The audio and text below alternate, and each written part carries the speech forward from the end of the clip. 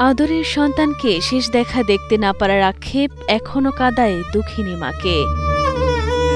ভয়াবহ বিদায়ে একটিবারের জন্য ছেলের মুখ দেখতে পাননি অভাগী মা বেনুয়ারা। আগুনে আমার ছেলে পুড়ে মারছে।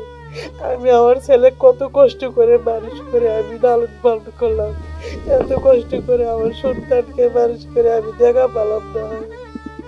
আমার ছেলে তো আমাকে ফোনে বারবার বলে যে মা আমি একবারে বাড়িতে যাবো মা। গত বছরের ৫ই আগস্ট কারফিউ উপেক্ষা করে অন্যদের মতো রাজপথে নামেন নওগাঁর বায়েজিদ বোস্তামি। সে সময় গুলিবিদ্ধ হয়ে ঝরে যায় তার প্রাণ, পরে আগুন দিয়ে পুড়িয়ে ফেলা হয় তার নিথর দেহ। তার এমন ভয়াল মৃত্যুতে ভেঙে পড়ে পুরো পরিবার। সামান্য কিছু আর্থিক সহযোগিতা পেলেও একমাত্র উপার্জনক্ষম ছেলেকে হারিয়ে বর্তমানে ছোট এক ছেলে ও মেয়ে নিয়ে নিদারুণ কষ্টে দিন কাটছে বেনুয়ারার। আমরা চলতে পারি না, আমরা খেতে পারি না, আমার কষ্টই তো আমার ছেলে আমাকে সবকিছু দিত, বোনের লেখাপড়া করতো, এসএসসি পাস করেছে এবারে।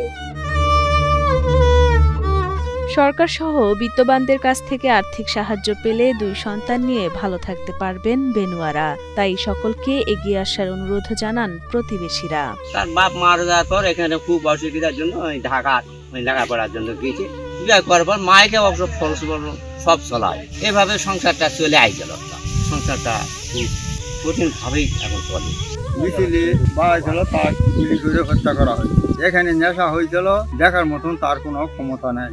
এই অবস্থায় বাড়ি দেয়, তাই নির্ভর গরিব। মাও চলাচল তো মায়ের দিন পর চলা কঠিন।